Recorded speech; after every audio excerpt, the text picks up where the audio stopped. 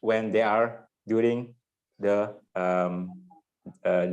kids, the child, yeah. So in the family, if they behave properly in the family, I'm sure they will behave properly at school, and they will do it better in schools, in their learning processes, in their results.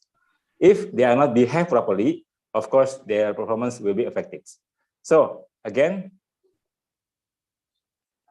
that's the proposal that I want to raise, is that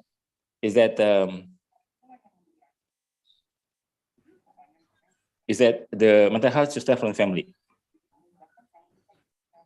Oke, Kak George, untuk time oke sudah habis. Sekarang kita akan mendengarkan sanggahan kembali dari tim pro. Pada Kak Emi, dipersilakan.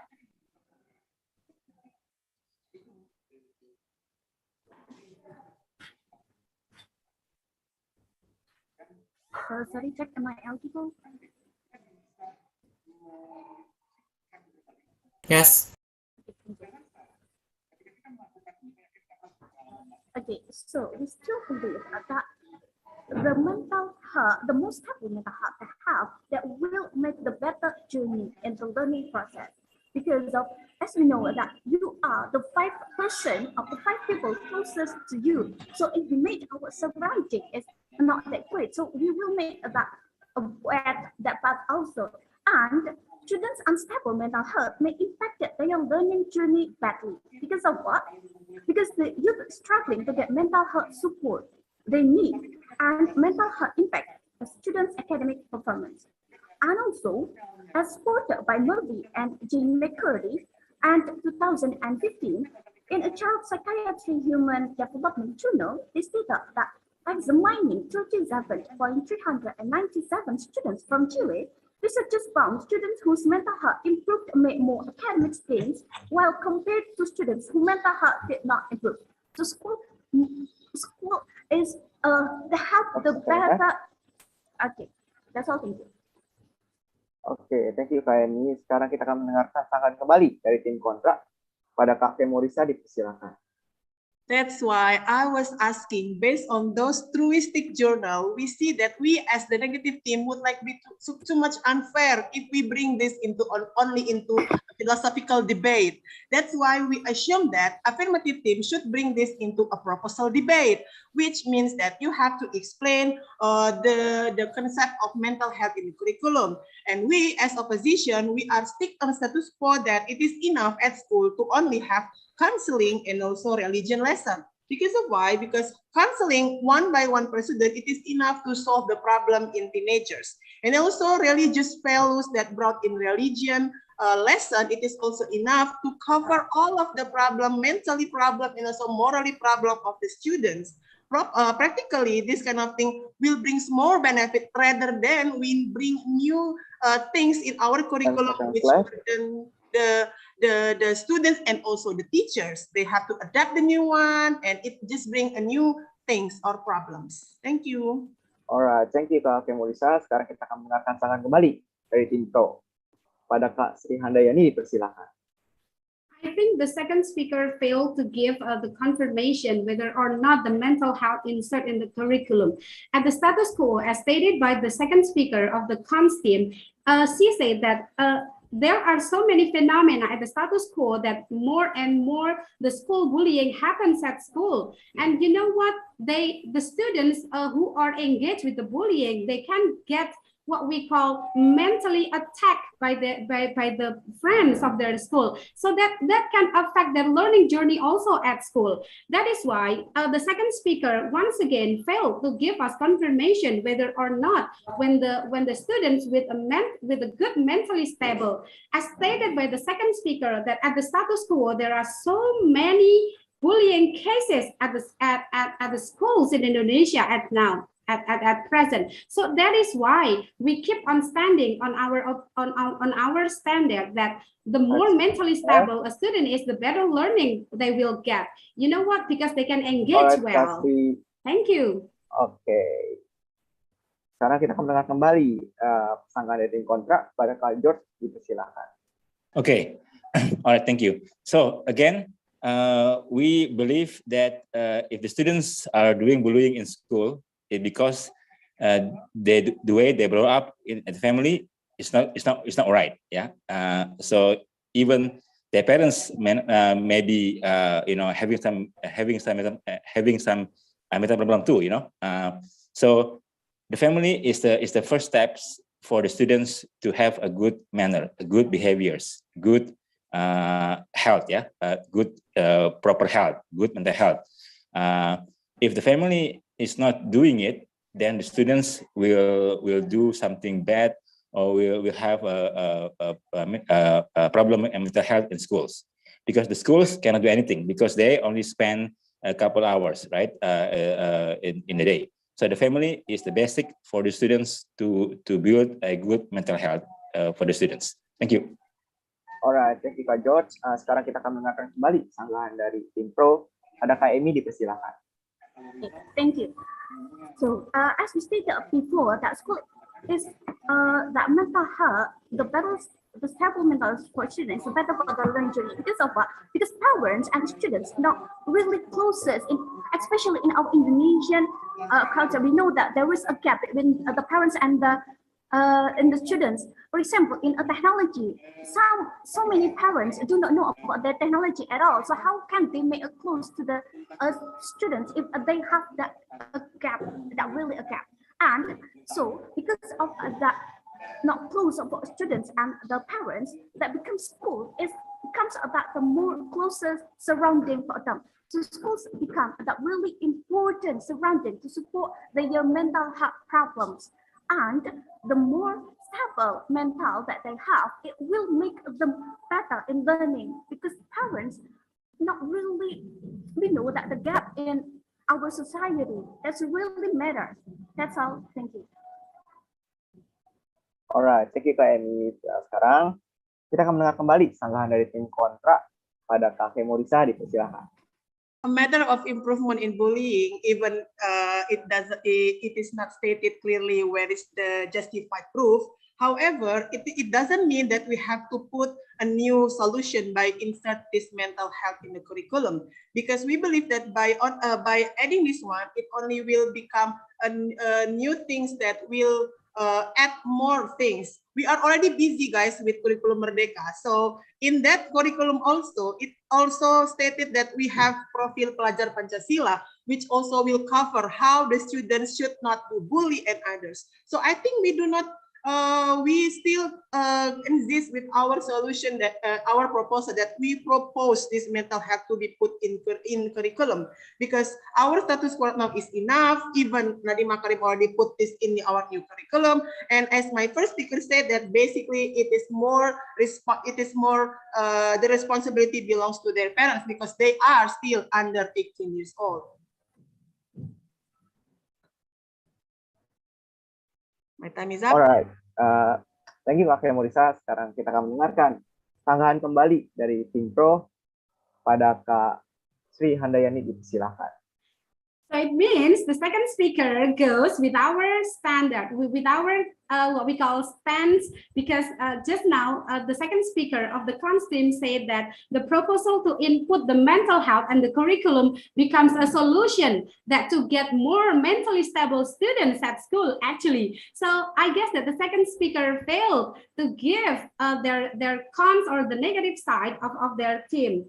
This is the first. The second one, the first speaker of the constraint keeps saying that the teaching and learning is not only the responsibility of the schools. Okay, it's true, but you have to remember that when the students at school, it means that it's going to be the school's responsibility to teach the students. More or less, we believe that tiga pilar pendidikan, that the school and also the family and also the society, it cannot be separated. But we have to remember, just now we said that, so the proposal of the second speaker, I think that it's failed to cons this kind of topic. Thank you. Yeah, your time is up, and sekarang kita akan melanjutkan sanggahan kembali dari tim kontra kepada Kak George, dipersilakan. Yes, Okay, thank you. Okay, so we still believe, yeah, that the mental health should start from family. I think the last speaker from the pro team said that, oh yeah, in Indonesia is the big difference, yeah, between parents and students. Well, that's why Indonesia never get any better. Yeah, look at in China, look at in Japan, look at the Korea. Yeah, the students, yeah, the mental health should be raised, should be educated from the family. Yeah. So Indonesian case is a very exception. Yeah. So Indonesians as a country never get any better. We're still behind because of this. Because the parents, yeah, and the family never taught the students about doing a good mental health. They believe that school can just do it for us. No, the school cannot do it. The school is only to learn knowledge, academics, but for the mental health, for the behaviors, manners, should come from the family. Thank you. Oke, sekarang kita akan mendengarkan kembali sanggahan dari tim pro. Pada Kak Emi, dipersilakan. Thank you. So, here we really believe that the moment we start for a student is the better learning journey will be. Yeah, we agree that we can't separate that between the school, the parents, and the government for support this motion. But we have to know that school has become more. We have to know the fact. The fact in Indonesia, it's really separated. It's really a gap between the between the parents and the students. That's why you have to make the school is better. The school is great for itself. So the school may help the parents who haven't the opportunity to learn. Not every parents have the opportunity to know about the mental health problems. Not everyone knows. Not all parents know about that. So we as students, we as a school, we have to make that. At least we have the parents who haven't that privilege to learn about mental health problems with their kids. That's all. Thank you. Alright, thank you Kak Emi. Sekarang kita akan mendengarkan sanggahan kembali dari tim kontra. Pada Kak Femorisa, dipersilakan. Well, I have to make it straight that still since the first and the second speaker, I never seen what kind of proposal that they propose. So that's why and it is very different between mental health education and a curriculum at school, which that the second speaker assumed that is already in mental health. The issue right now is not like that. So I will not explain that one. I will lose my time. And when she said that actually we do believe that school have the responsibility toward this kind of thing, but this kind of thing is not a matter of how your kids has a problem in math, so they have to have additional time to study. It is a matter of mental health problem, which will lead them into a privacy. That's why I've said previously that at the end of the day, it will bring some tendency to make them bullied because some of their friends will know that they have a mental disorder. Second of all, when they said parents not know, I don't know my time. Oh, parents doesn't know. Your time is up. Okay. Thank you Kak Kemo. Dan aku ingin mengingatkan kembali kalau untuk masing-masing tim tersisa satu kesempatan untuk babak seleksi ini. Maka tidak akan ada pemenang atau yang kalah nih dalam debat ini. Tapi kita hanya akan mencari penilaian yang akan dilakukan oleh Dewan Juri. Nah, maka kita akan lanjut untuk mendengarkan sanggahan terakhir dari tim dari tim pro maksud saya. Pada Kak Sri Handayani, dipersilahkan. Again and again, the second speaker said, proposed that actually the mental health is very important at school. So that is why he urged that the mental health include in the curriculum at the school. So this is the proof, the judges and ladies and gentlemen, that actually the second speaker is in our stand, because the more mentally stable a student is, the better learning their journey. Okay, maybe for the students who have what we call mentally attacked by their friends, especially, so they will not get better learning journey. Because of what? They keep thinking of their problem, they will keep thinking of their reason, so they won't get engaged to the teaching and learning quite well. So that is why, once again, ladies and gentlemen, the cons team failed here to make a negative point of view about these issues. So that is why I do believe that the more mentally stable a student is, the better of the learning journey will be. Thank you very much. Alright. Sekarang kita akan lanjut nih untuk kesempatan terakhir yang akan disanggah oleh tim pro. Nah, pada Kak George dipersilahkan. Okay. All right. Thank you so much. Okay. Lastly, I would like to propose that yes, again, we still believe that mental health education has to come from the family because the school, the role of the school is to educate, yeah, in terms of academics, yeah, in terms of knowledge.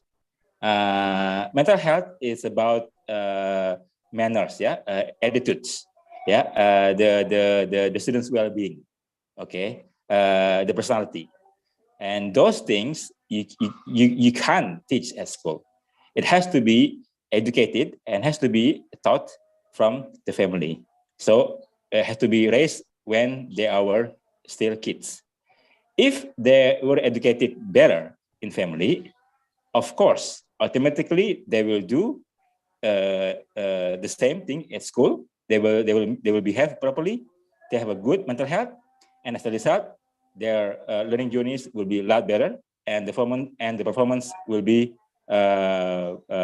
better compared to those who did not get the mental education better than for those who did not get mental education health in one family. So again, lastly, I will propose that the family should play a bigger role. Thank you. Oke. Nah, sekarang kita sudah berakhir untuk sesi pertama. Jadi sebenarnya ini kalau misalkan dilanjut untuk para kakak ini bakal bisa panjang nih kayaknya. Tapi pembahasannya sangat menyebar luas, mulai dari Pancasila, kemudian ada kurikulum merdeka, kemudian juga ada membahas tentang masalah bullying. Kemudian juga ada lagi dari attitude, katanya mental health adalah paling penting. Nah, oke.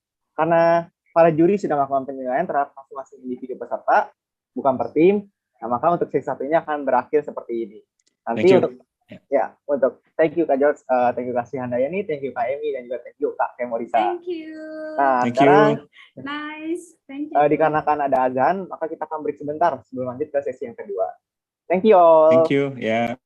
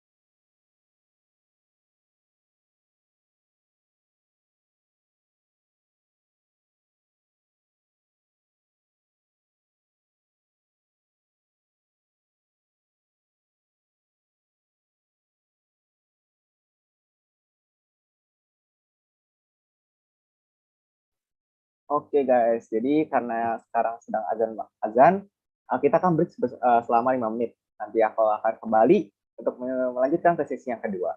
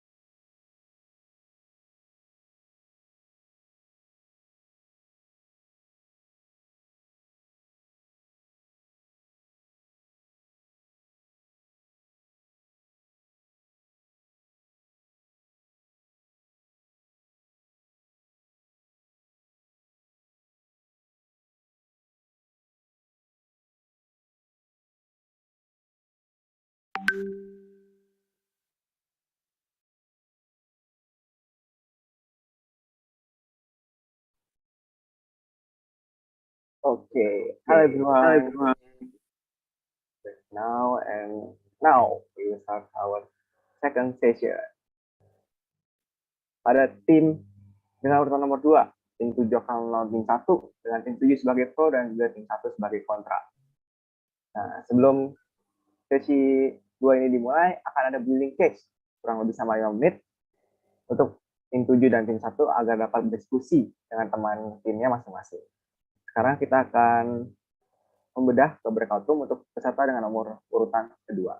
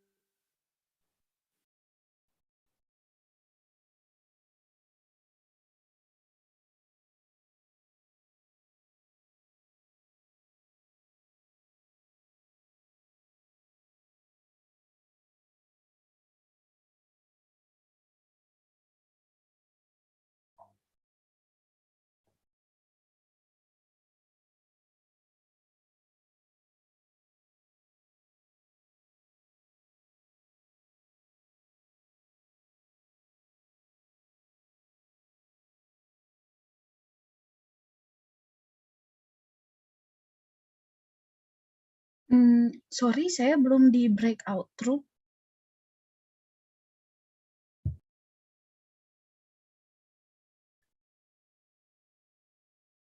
Oke, wait up ya Kak. Saya juga belum di breakout room.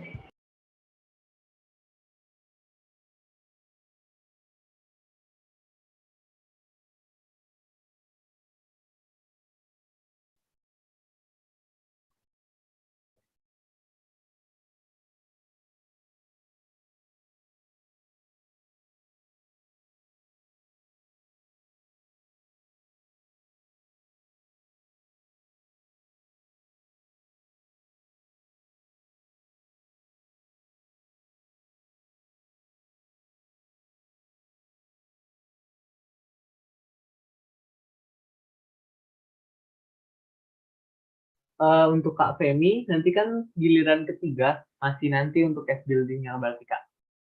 Jadi tim 2 dulu yang kita masukin ke breakout room.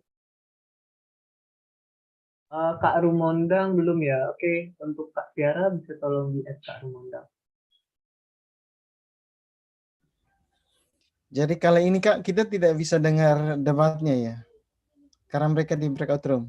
Oh enggak Kak, tetap bisa dengar. Jadi mereka hanya case buildingnya dulu di breakout room. Nanti mereka akan balik lagi ke main session, lalu akan debate di main session seperti tadi. Oke, baik. Terima kasih. Sama-sama Kak Valen.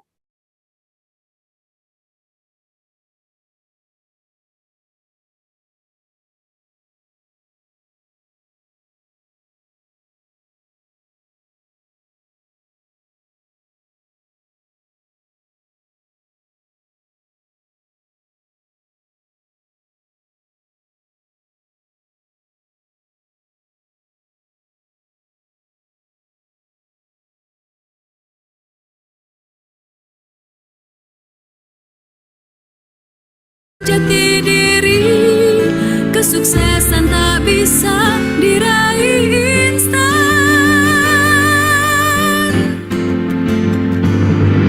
Bersama Tibra mengudara, bersaing mendunia, bertekad berpadu, bersahaja, tak terhalang laut, tak terbendung gunung, bergandengan tangan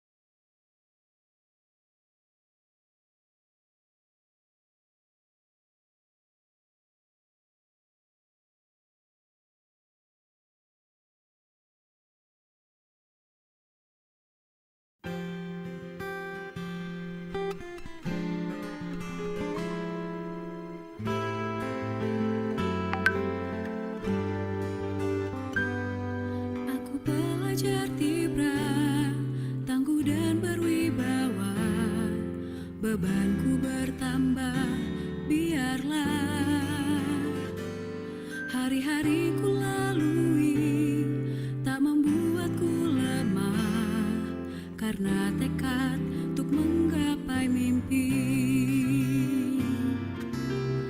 Dunia ini asing, bising menegangkan, ku harus keluar dari zona nyaman, meluncur jauh, temukan jati diri.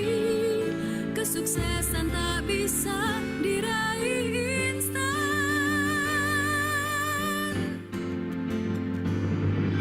Bersama Tibra mengudara, bersaing mendunia, bertekad berpadu, bersahaja, tak terhalang laut, tak terbendung gunung, bergandengan tangan, menggapai mimpi bersama Tibra.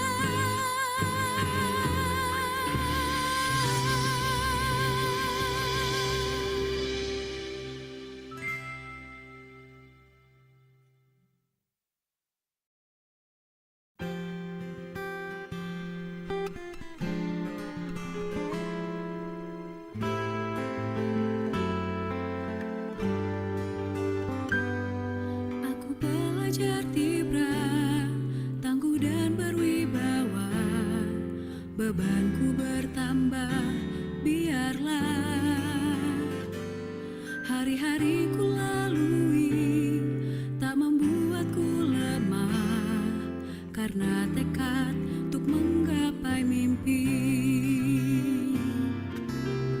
Dunia ini asing, bising menegangkan, ku harus keluar dari zona nyaman, meluncur jauh, temukan jati diri.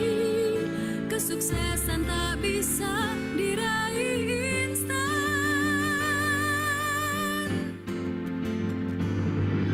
Bersama Tibra mengudara, bersaing mendunia, bertekad berpadu, bersahaja, tak terhalang laut, tak terbendung gunung, bergandengan tangan, menggapai mimpi bersama Tibra.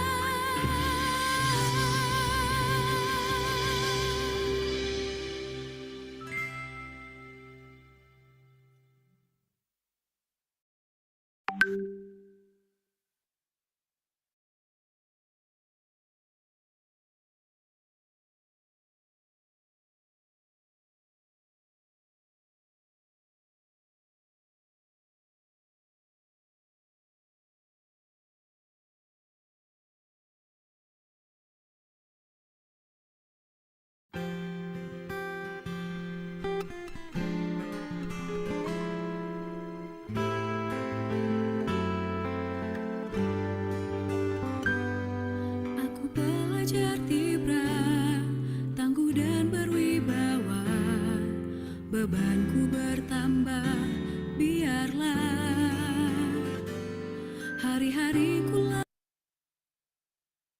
Oke, sekarang sudah menunjukkan pukul 3.15. Sekarang kita akan lanjut untuk sesi yang kedua. Untuk para peserta yang ada di breakout room akan dioper kembali ke main room-nya.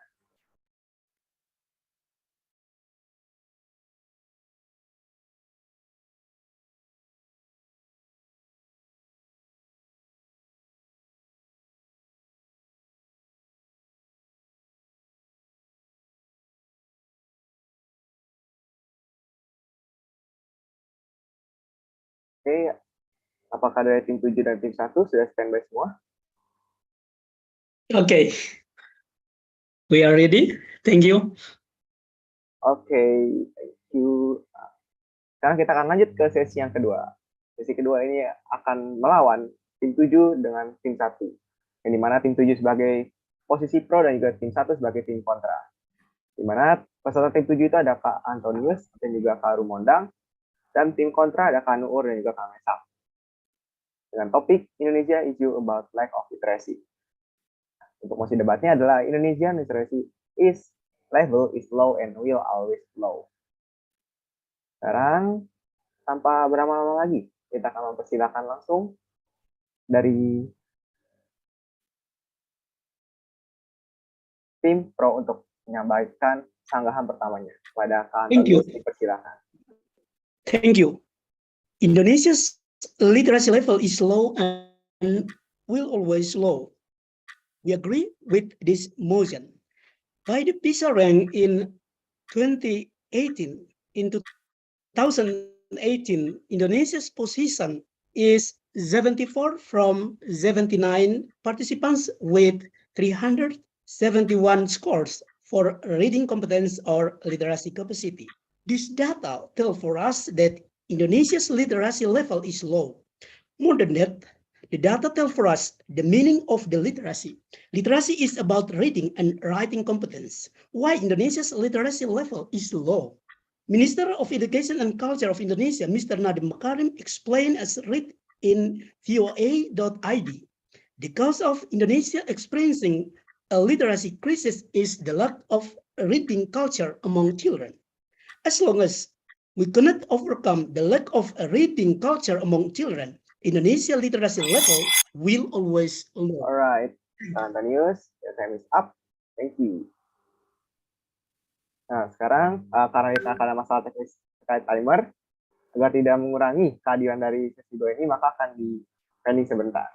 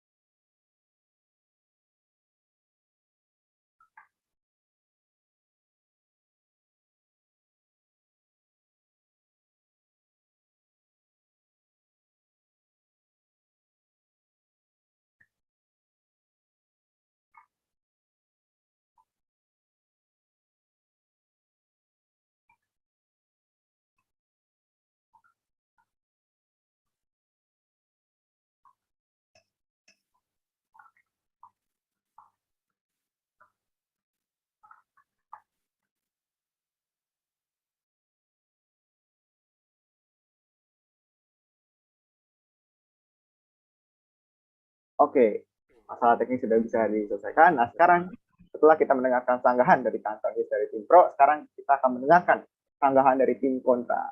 Pada Kak Nur, dipersilahkan.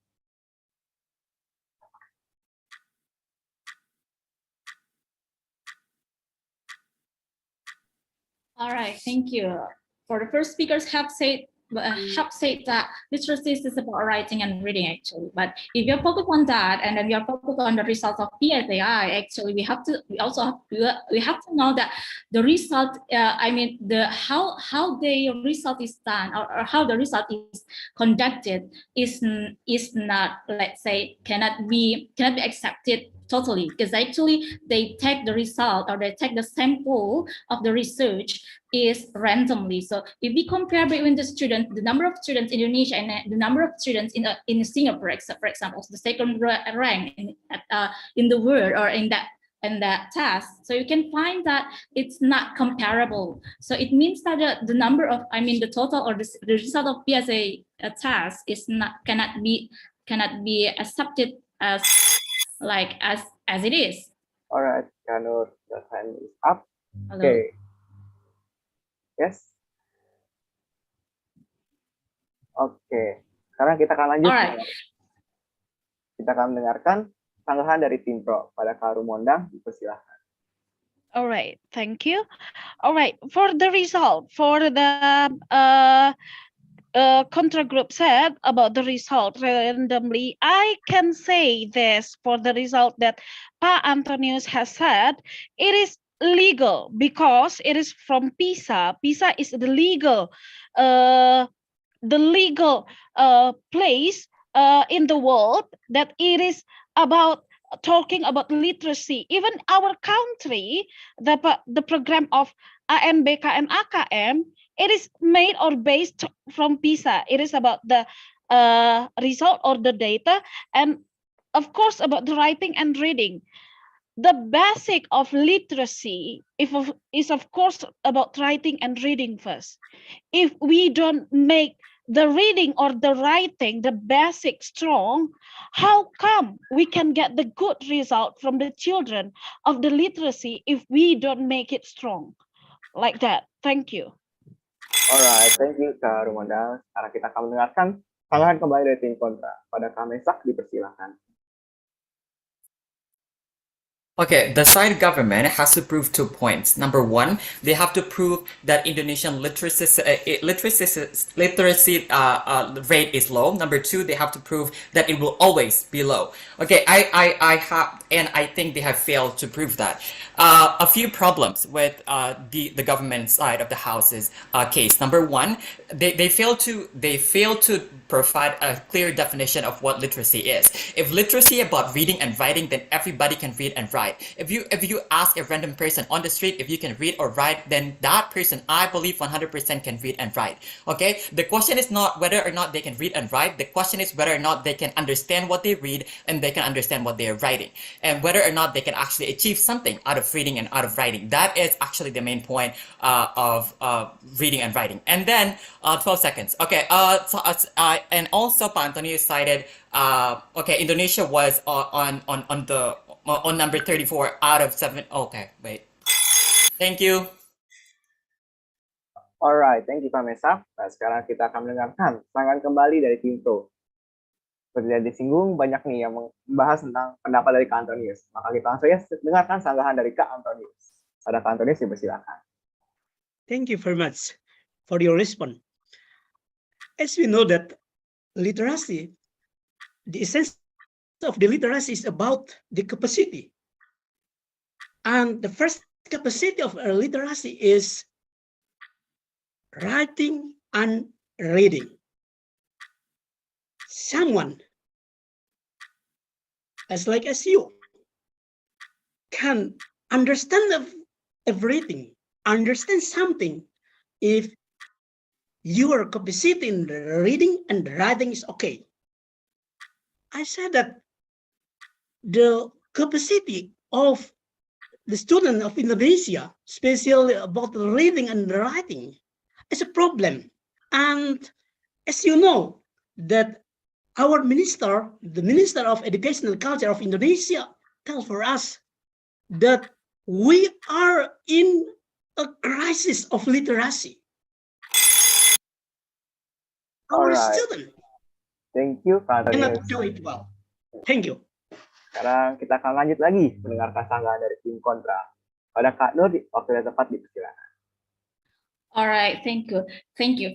If we are talking about the basic definition of literacy, it means if we are talking only about writing and reading, and also if we added with the definition of understanding, so it means that it's not about writing and reading, but also how to understand what we read and what other reads, and also what the other people say. I mean, yeah, read. Right. I mean, and then we have to know that the data of Indonesia. I mean, the level of literacy in Indonesia is keep improving, not always slow. So the data from Indonesia say that 2008, the level of literacy in Indonesia is 92%, and it keeps improving into 2020, which the number of level of Indonesia is 98%. So it keeps improving. It's not always low, ladies and gentlemen. And also we have to know about the role of Indonesia. Actually, we as a teacher, what actually we have done for increase the literacy. All right, your time is up, Kanur. Thank you. And we will continue to listen dari tim pro. Pada Kak Rumondang, dipersilahkan. Yeah, thank you. I think the opposition group or the opposition team don't get the data or the topic or the talking that we have shared in this debate. We are not talking about able to write or to read. We are talking about the understanding. We didn't say at all that it is about able to write or able to read. It is not like that. I'm sorry. But what we talk here, it is about the literacy in Indonesia. It is about how the people, how our future generation concerned about the literacy in their life, how the government, how the country itself concerned about the literacy itself. And we are talking writing and reading is the basic literacy. It is not about able to write or able to read. I think it is so close-minded with that or narrow-minded with that. Alright, thank you Kak Rumondang. Sekarang kita akan lanjut mendengarkan sanggahan dari tim kontra. Pada Kak Mesak, berempat dipersilakan.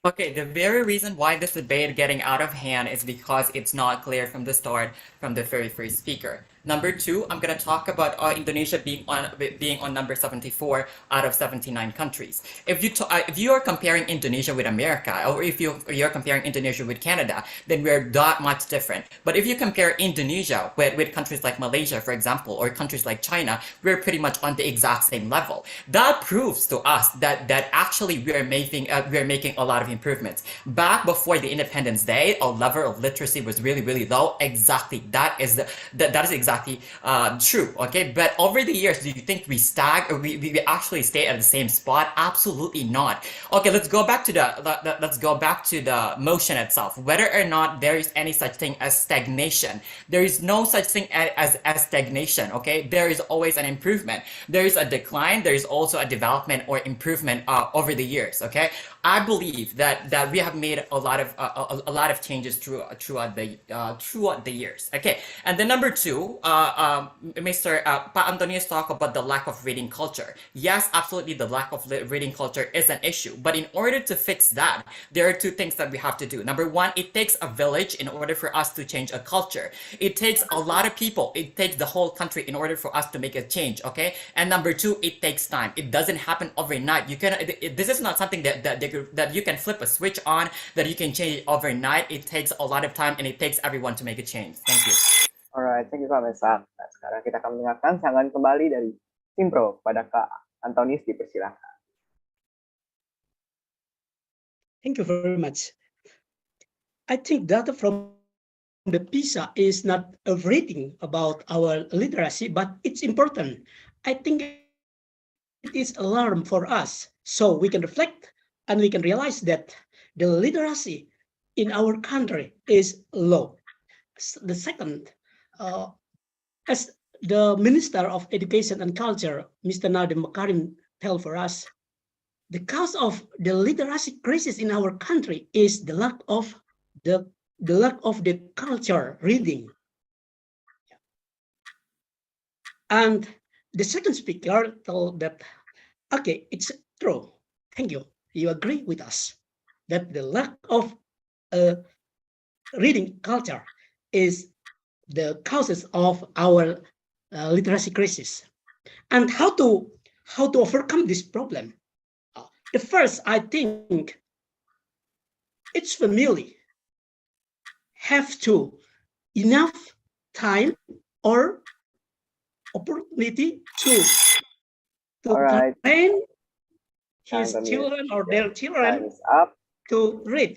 Thank you. Sekarang kita akan lanjut mendengarkan sanggahan dari tim kontra. Nah, sekarang kepada Kak Nur di waktu dan tempat dipersilakan.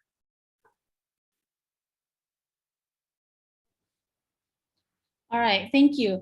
Well, actually, the second speaker said that we are not talking about like only write or only read, but actually your first speaker also your first speaker define literacy level is about writing and reading. So it means that you, let's say, you confront your team, and then the second one is I want to say well, the second speaker from the pro team said that, well, it's not talking about the definition, it's about how. So it means that you talk about out of the motion. Actually, our motion today is about literacy level. It's not, we are not talking yet about how to improve the level of the literacy of Indonesia. We are not talking it yet.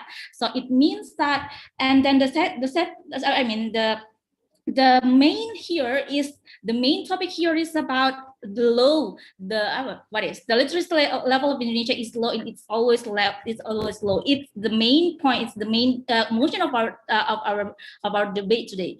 Thank you. Alright, thank you Sanur. Sekarang kita akan mendengarkan kembali sanggahan dari tim pro. Pada Kak Rumondang, waktu dan tempat dipersilakan. Thank you. All right, I take here the second speaker said that it takes time to change, right? So I take here that the opposition speaker or this opposition team agree that the Indonesia's literacy level is low because you said that it takes time to change. So it means you agree with that, yeah? So, and then here, I'll give you I think we don't have to be naive in this situation about the literacy. Based on NikkeiAsia.com, it is said that more than half of Indonesians who complete school are functionally illiterate. Yeah, more than half of Indonesian school. Remember, more than half are illiterate. It means that we have to accept the fact that the literacy in our country is low. Alright, thank you Kak Rumondang. Sekarang kita akan mendengar kembali sanggahan dari tim kontra. Apakah setuju dengan tim pro? Sekarang waktu dan tempat pada Kamesak dipersilakan.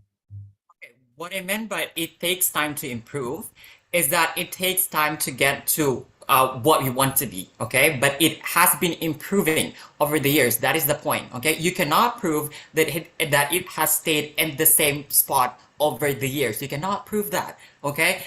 You have to be able to prove that it will stay that way in the future, okay? It's not changing.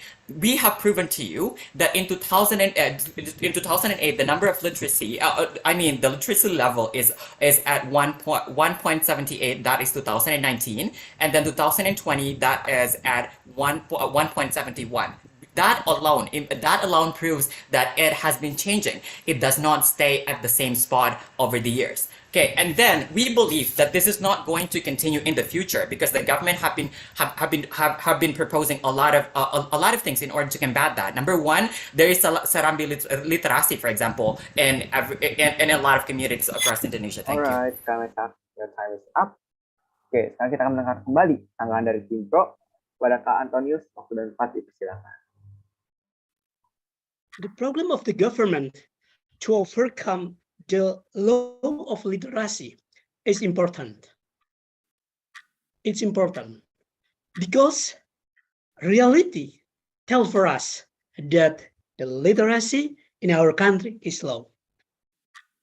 Mr. Nadiem Makarim, in another occasion, told that it is difficult for our students to understand long text reading.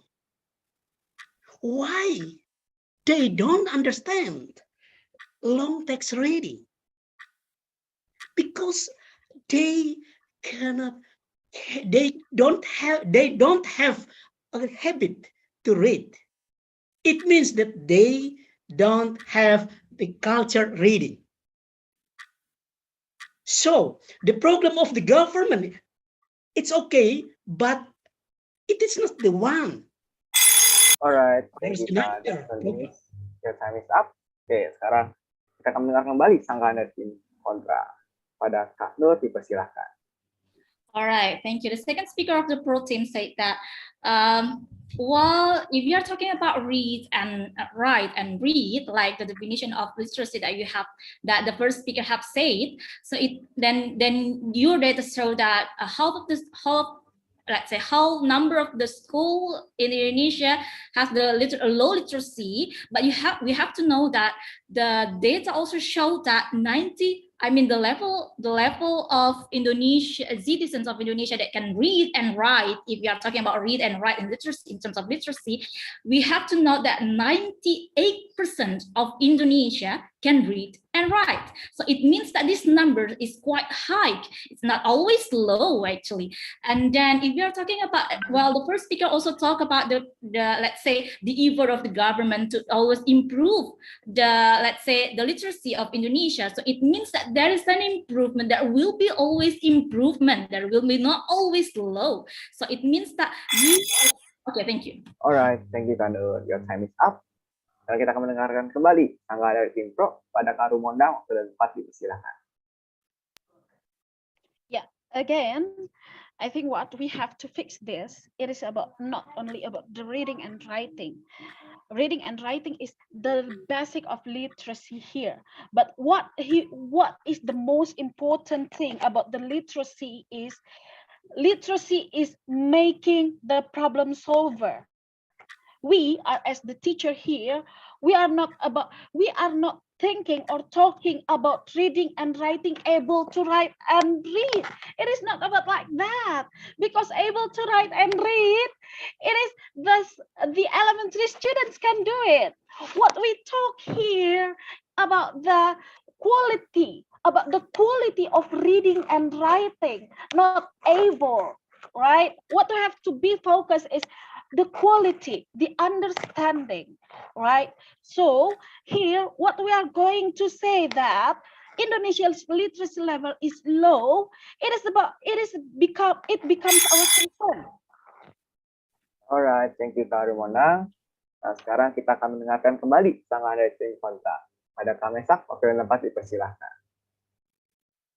Okay, I take the first speaker's definition word per word, and that is exactly what he said. And we are going to use that definition, that very definition. Let's go back to PSA data, okay? Indonesia was at number 74, okay? If you compare Indonesia and America, that is not apple-to-apple comparison. But if you compare Indonesia and Vietnam, for example, or if you compare Indonesia and Malaysia, that is apple-to-apple comparison. So if you compare Indonesia and America, yes, it is low. It is low.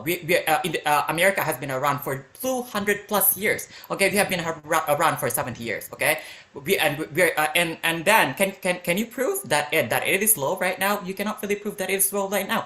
You only cited data. Okay, data that involve every single country in the world. And then number two, can you prove that it will be low in the future? No, you cannot prove that. But I can prove to you that it will improve in the future. Why? Because there are a lot of government policies that are being put forward that is going to improve the quality of literacy in Indonesia. I will talk about that in my next speech if I have time. Thank you, Kak Mesak. Your time is up. Thank you. Nah, sekarang kita akan mendengarkan kembali sanggahan dari tim pro. Pada Kak Antonius, waktu dan tempat dipersilahkan.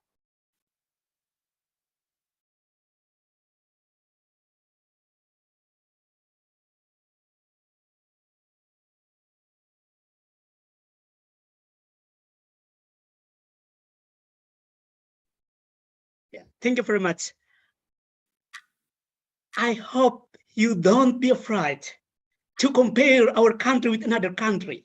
As a teacher, we just in a front line to improve the reading capacity and writing capacity. We speak about reading capacity and writing capacity, not only about how to write and how to be read. I hope you understand this one. And I remember this. The head of the Research and Development Agency for the Ministry of Education and Culture, Totok Supriyanto, tell Indonesia students are only able to identify routine information from short reading and simple writing. I hope you understand this. The capacity of our reading and writing is a problem. Thank you. Alright, thank you Kak Antonius. Nah, sekarang kita akan mendengarkan kembali sanggahan dari tim kontra. Maka kepada Kak Nur, waktu dan tempat dipersilakan. All right, thank you. The first speaker, well, actually in this debate, we can say that, and we can see that the first speaker and the second speaker have supported my teammate, let's say, definition of literacy. It's not about only writing and reading, but it's also about understanding and also critical thinking. Thank you for that, actually. And then if you're talking about the next, let's say, the next activity or the next program of our government here that has been talked about, at least a little talk about it from my teammate, and actually we also we can start it from ourselves. Actually, start from us as a teacher. What actually we have done for our students to make our literacy level is up, or to level up our students' literacy. So there are so many activities for our government, also from us. Start from us. Actually, what we can do as a teacher. Thank you. Alright, thank you Kak Nur. Time is up, and we will continue to Tim Pro. Sekarang kita akan mendengar kembali sanggahan dari Tim Pro. Maka kepada Kak Rumunda, waktu dan tempat dipersilakan. Alright. Again, the opposition team don't get the talking, and back again to the basic. All right, here it is. Yeah, what we have to concern is about the fact we don't make the data, we take the data. You can see from the data, and the second speaker, it is not PSA, it is PISA, right? And here, in short, children do not have books, and community do not value reading in a way that cultivates reading habit. Yeah, so the low literacy we have, it is not able to write or to read. It is about how we understand. And again, as the closing from me, what we have concern is here, Indonesians' literacy level is low and will always low. We agree with that, but it is not finished in that sentence. Will always low if we don't change. Alright, Kak Rumunda, your time is up. There is one left. Sanggahan dari tim kontra. Maka langsung saja. Is this my last speech? Yes, sure. Okay, wait. Oke, nah sekarang kita akan mendengarkan sanggahan terakhir seperti yang tadi disebutkan. Kita akan mendengarkan sanggahan terakhir dari tim kontra. Maka kepada Kamesa, waktu dan tempat dipersilakan. Okay, ladies and gentlemen, we question the credibility of that data, okay? But again and again, they cannot really prove that it is fair. Okay, number two, I'm going to prove to you why Indonesia's literacy rate will not always be low. Okay, number one, Serambi literasi, that has been around for many years, that has been introduced in many communities around Indonesia. Okay, around Indonesia, including secluded islands, including NTT, for example, where I'm from. And then number two, Literacy Celebration Week, that has been introduced in many communities, that has also been introduced in many schools around Indonesia. And then school libraries, I do not know any school that does not have a library. That means that the government has been doing enough in order for us to actually make some changes. And then public libraries, ladies and gentlemen, that is accessible by everyone who has an ID. And then wajib belajar 12 tahun, that is for every single one. That is for every single Indonesians in Indonesia. You can go to school for free. Okay, the government has been doing enough, and that is why I believe that in the future, 5 years from now, the literacy rate would not be the same as it is today. Alright, thank you Kak Mesa. Dan disinilah sesi 2 berakhir, di mana tim pro sudah menyampaikan pendapatnya, kemudian ditentang oleh tim kontra, begitupun juga sebaliknya. Bahkan ada juga nih yang menyinggung kutipan dari Mr. Nadiem Makarim. Oke, jadi disinilah Indonesian literacy level is low and will always low. Berakhir, nah maka kita akan lanjut untuk sesi yang ketiga dengan pertama-tama adalah kita akan break menjadi untuk building case untuk tim selanjutnya. Oke, thank you to tim 7 and tim 1, Kak Antonius, Kak Rumonda, Kak Nur, dan Kak Mesa. Nanti untuk pengumuman lebih lanjut akan diumumkan via WhatsApp. Oke, thank you. Thank you. Thank you. Thank you.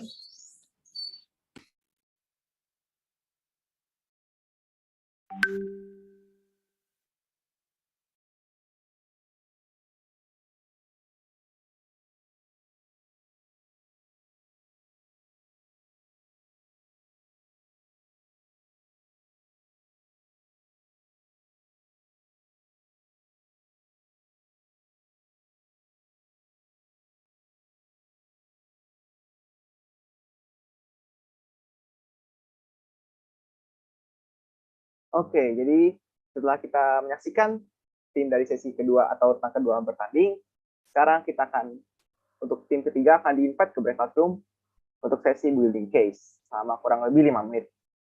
Sekarang untuk para kami dari para panitia sudah memproses untuk menginvite tim 3 dan juga tim 5 untuk masuk ke dalam breakout room.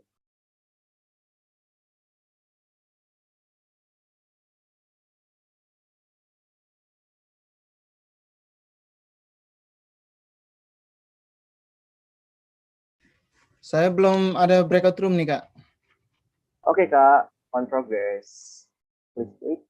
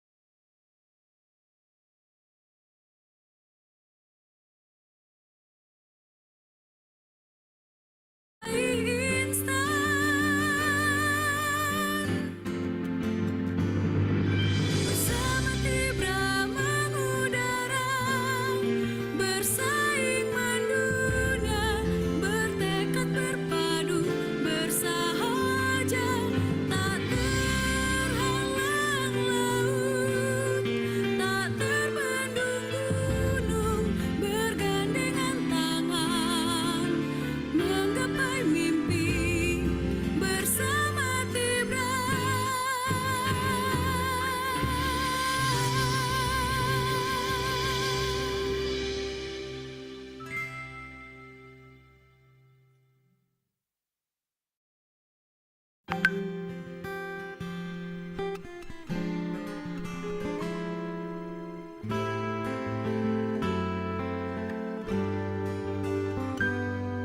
Aku pelajar Tibra, tangguh dan berwibawa, bebanku bertambah, biarlah hari-hari ku lalui, tak membuatku lemah, karena tekad untuk menggapai mimpi.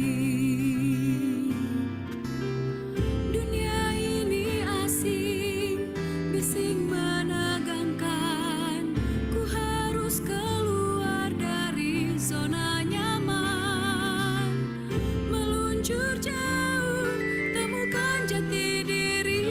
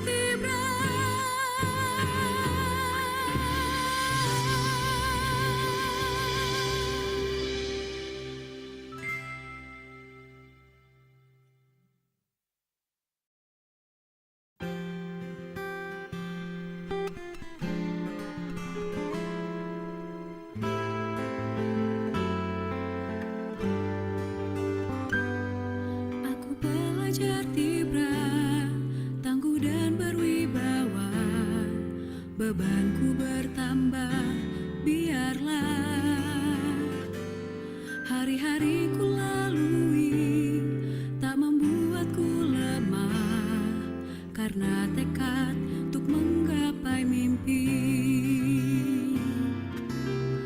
Dunia ini asing, bising menegangkan, ku harus keluar dari zona nyaman, meluncur jauh, temukan jati diri, kesuksesan tak bisa diraih instan.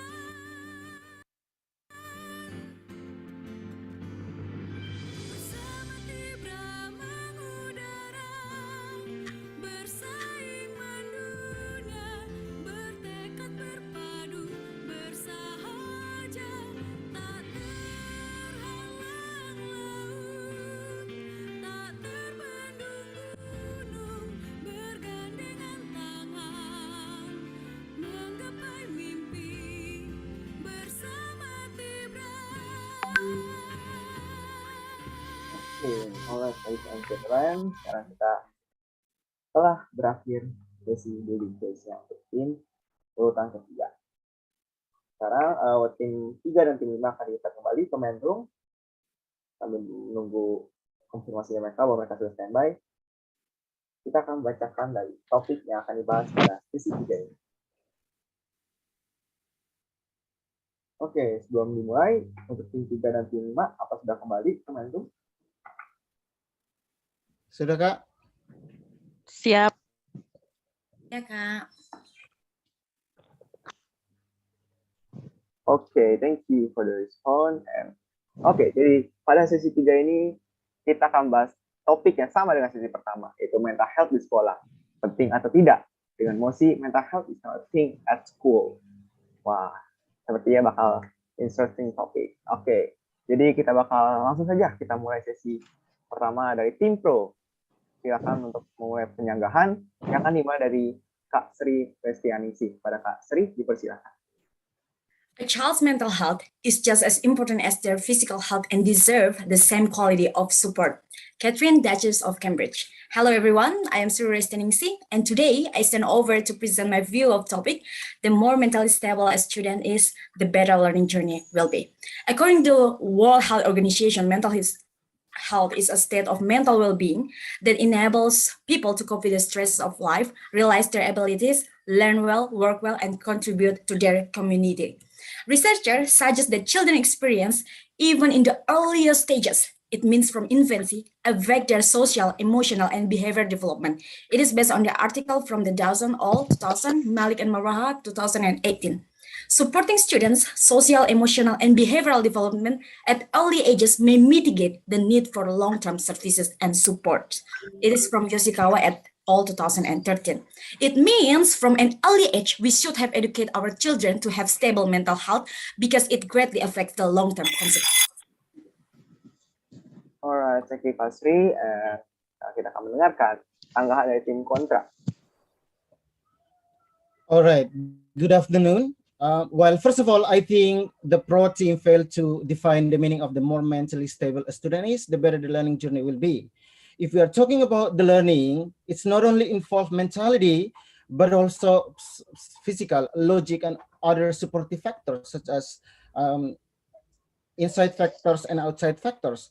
And also, to take, for example, if you are learning a language, it's not only the aspect that can support students' journey in learning based on second language theory. These are the factors that cause students' learning, such as motivations, perseverance, grit, and also learning strategies. How can you make sure that the students are motivated enough to learn and they are perseverant enough to learn if they are not ready?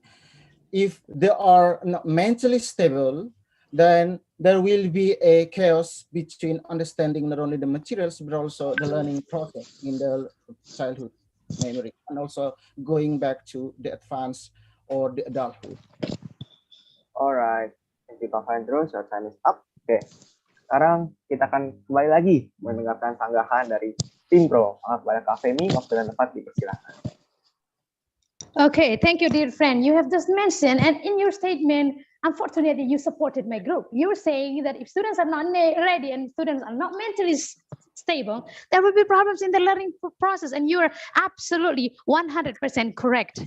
Because WHO says that mental health, having a good mental health means we are better able to connect, function, cope, and thrive. Let's say what connect means. Connect means having positive relationship, empathize. It's talking about communication and communities. Function means learn new skill, apply cognitive skills. So my question is, Mr. What if you're not mentally stable? How can you focus? How can you learn? If you're losing the capacity to function, how can you learn? You cannot learn if you're not mentally healthy. Why? Because all the prefrontal cortex roles will be blocked. Critical thinking and other things that I just mentioned, learning new skill, apply cognitive skills would be impossible, including social. Alright, thank you Kak Femi. Your time is up. Sekarang kita akan mendengarkan kembali tanggapan tim kontra. Maka kepada Kak Serly, waktu dan tempat dipersilakan. Thank you for the chance. So since the first speaker from the positive team doesn't mention about the parameter, also the limitation of this debate, so we assume that this will be talking about mental health. According to the WHO also that it is the absence of the mental disorders. It can affect daily living, relationship, and also physical health. But in this matter, we do believe that the more mentally stable students is not having a connections, also even not guaranteed the better learning journey will be. Why? Because we have so many data that reveals up that the learning journey of the students have very quite close relations to another factors beyond the mental health itself. Mental health of the students cannot be justifiable into the same reach of the background from the family, financials, also their ability in understanding about the subject in school. Alright, thank you Kak Serly. Your time is up. Sekarang kita akan mendengar kembali nih sanggahan dari tim pro. Maka kepada Kak Sri, waktu dan tempat dipersilakan. Thank you, Konstim. So actually, when the first speaker and the second speaker said that, you mean like you agree with us. When I said like from the WHO, the definition of the mental health, it means that we have give you the boundary. And like physical health, positive mental health promotes success in life, as defined by the Center for Disease Control Prevention and Prevention 2021. Mental health includes our emotional, psychological, and social well-being. It affects how we think, we feel, and act. And the data of the COVID-19 global pandemic intensify these challenges, accelerating the need to provide school-based mental health support and leverage our accumulated knowledge about how to provide nurturing educational environments to meet the needs of our nation's youth. And then also when you said like that, there are so many data that we have. Prior to COVID-19 pandemic, 13 until 22% of school-age youth experience a mental health challenge at a level associated with formal diagnosis, based on the article of NCHMHI 2016 from Meg and Katsianis 2010. Alright, thank you Kak Sri. Sekarang kita akan lanjut mendengarkan sanggahan dari tim kontra. Maka kepada Kak Valentinus, waktu dan tempat dipersilakan. Well, I think I made myself clear by saying that in order to be successful, it's not only mentality that affects students' process of learning. There are other factors that can also give contribution or affect the students' process of learning in order to be successful. And so in order to strengthen my ideas, I think in terms of mental health, World Health Organization also conceptualized the ideas of well-being in which the individual realizes their own abilities to cope with normal stresses.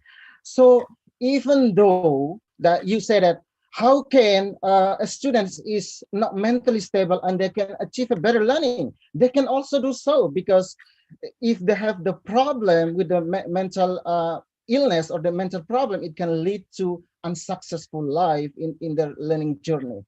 And also, based on the Chomsky-Stone of proximal development, learners can also need other assistance for other people when they are in the process of learning. Thank you. Alright, thank you Kak Valentinus.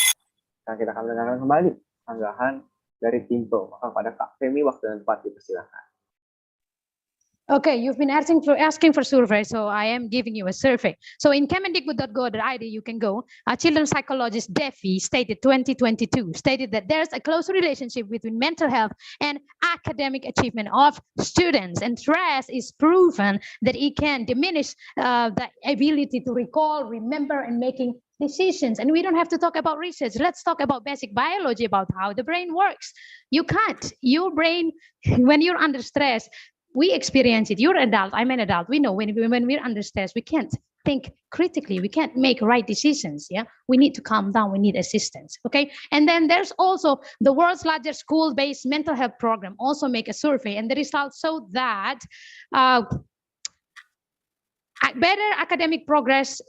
Students with mental health, they have better mental health assistance than other things. They have better academic progress than students who don't. So their findings suggest that school-based mental health programs may help improve students' academic outcomes. Alright, thank you Kak Femi. Your time is up. Sekarang kita akan mendengar kembali sang dari tim kontra.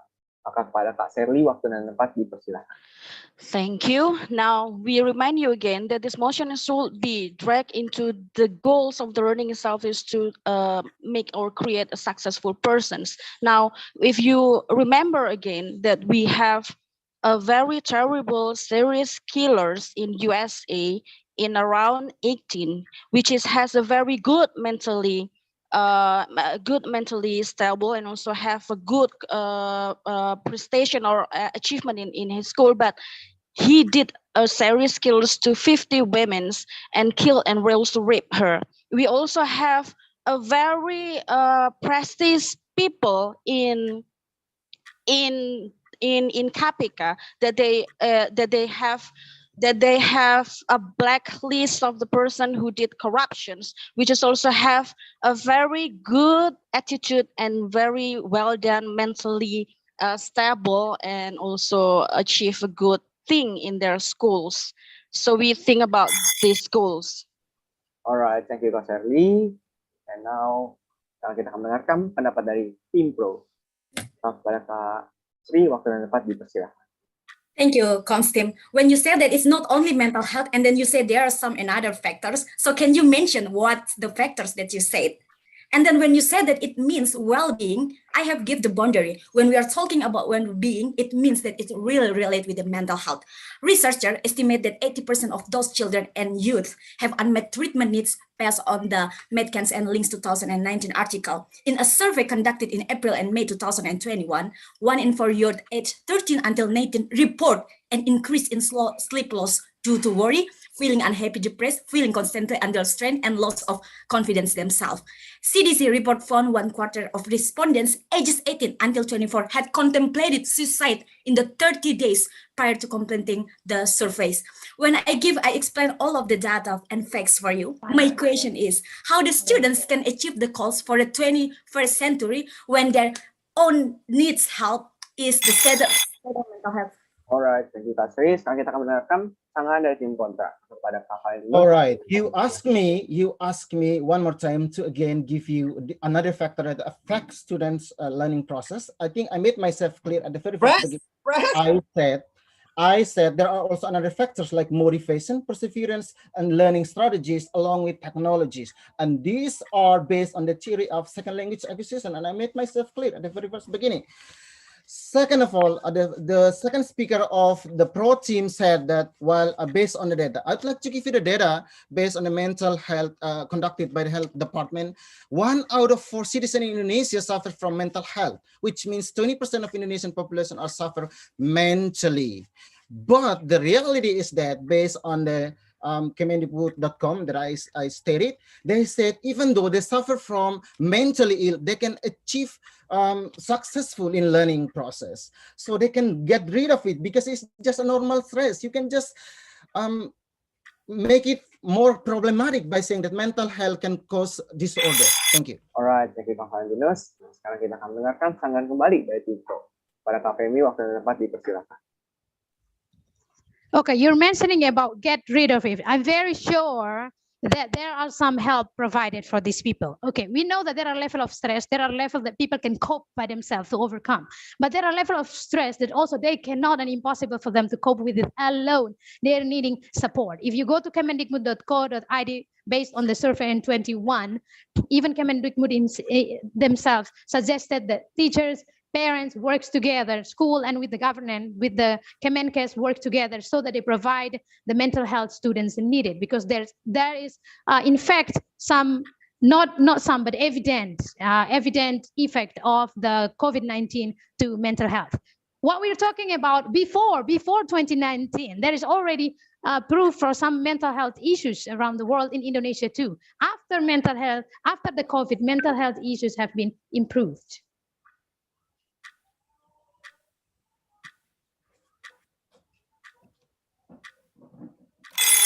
Alright, thank you Kak Femi. Nah, sekarang kita akan mendengarkan kembali dari tim kontra. Maka kepada Kak Sherly, waktu dan tempat dipersilakan.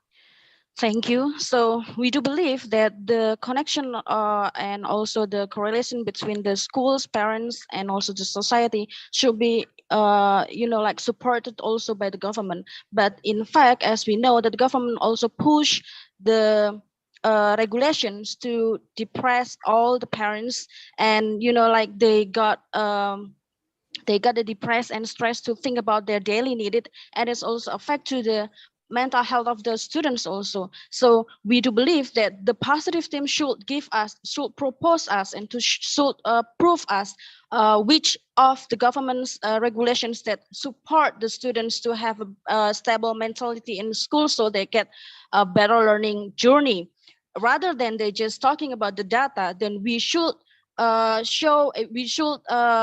about their proposal, about the mechanism of how they will help the students to gain better and stable mental. Alright, thank you Kak Sherly. Sekarang kita akan mendengarkan sangat kembali dari tim pro. Pada Kak Sri, waktu dan tempat dipersilakan. Thank you so much. Thank you, Constim. When you say that it is another factor is like motivation and perseverance, maybe I have to give you some sense that someone is mentally and emotionally stable. Some of them is, the first one is a sense of being in control of their personal thoughts and action. The second one, a sense of general well-being. The third one is friends and family are generally confident in the individual's ability to care for themselves physically, emotionally, and spiritually. And it is really related with the motivation, intrinsic and also intrinsic. So when you say like that motivation and perseverance, it means that you support us.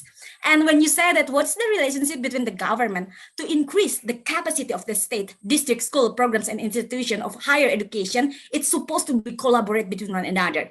We recommend the following based on the Department of Education Washington 2021.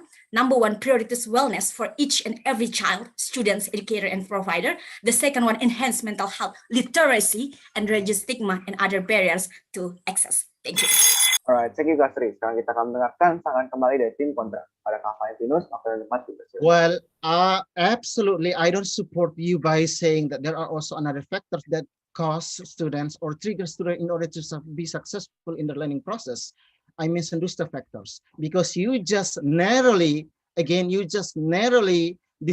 the motion by just saying that mentality is just the problem that can affect students successful in learning. So that is why I add that there are also some other factors that can also contribute or trigger students in order to be successful in the process of learning journey. And also in terms of the support, I don't think that school is the best place to support students because the family is the basic or the foundation to support the students in terms of their mental well-being and also their physical and also their character. It is also embedded in our national curriculum, which is education, character, and also some other courses just like religion and also counseling. Thank you.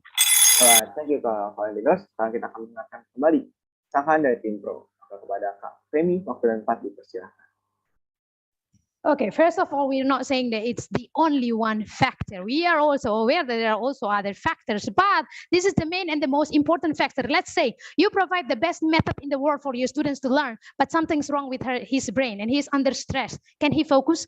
Can he understand what you're saying? No, absolutely not, because the student is not focused. So no matter whatever you do, if the person is not in focus, is not mentally well, he cannot process whatever you're saying. They cannot get it because their brain are not focused at the moment. Okay, maybe you need to know some other aspect of mental health. It's including basic cognitive and social skill. Cognitive skills include the ability to pay attention, remember, organize information, solve problems, make decisions, social skills. So all that I mentioned, pay attention, organize, solve problems, students, they cannot function if they're not mentally well. And oh no, when you mention parents, let me tell you, many families are failing, they're forcing and whatever things. And most students also spend time a lot at school. So teachers and school plays a big role, not just family. We need to work together.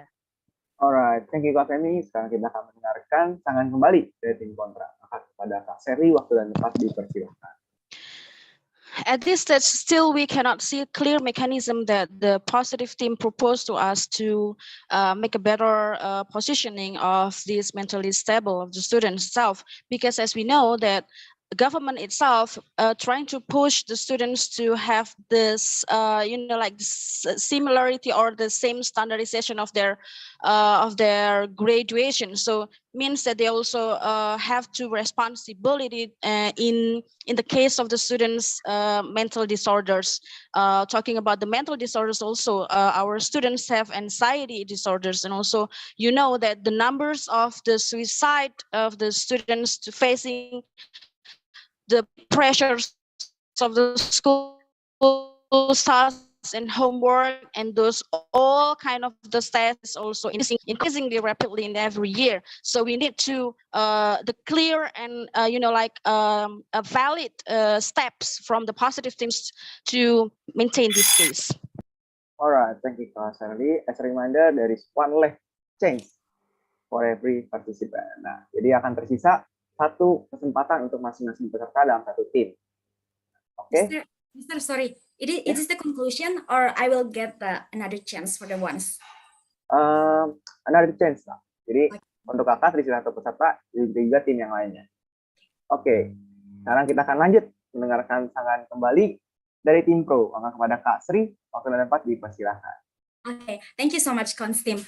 Actually, I am not the first person when I said that another factors, but you are the said that. You said that and there is another factors. The second one, it is not school that the best support. It is why I mentioned before that the government, the school, the district, and society should be collaborate to have same purpose. And then we have to, based on the Coach Hatch PhD, he said like this: we should be discussing how to provide meaningful learning as well as mental well-being system, belongings, and well-being. We should focus on creating an environment that will welcome students back to a transfer system. It means that all of the students, family, staff, and also society will continue to experience for many years to come. And we need to collaborate on that. And please answer my question. How do you respond on the cause of the COVID-19 pandemic that exacerbated this mental health crisis, accelerating the need to provide school mental health support? How do you respond with that? Thank you. Alright, thank you Kak Sri. Sekarang kita akan mendengarkan sanggahan dari Kak Valentinus. Alright, I'd like to respond to the first speaker about which method is considered appropriate. I think every method has their own strengths and weaknesses, and you cannot say one size doesn't fit all.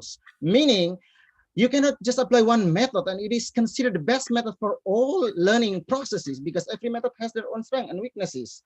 And then we ask you about the regulation that government has in order to support the mental health, and you didn't give us the answer. What is the kind of the regulation that the government use in order to support the mental health?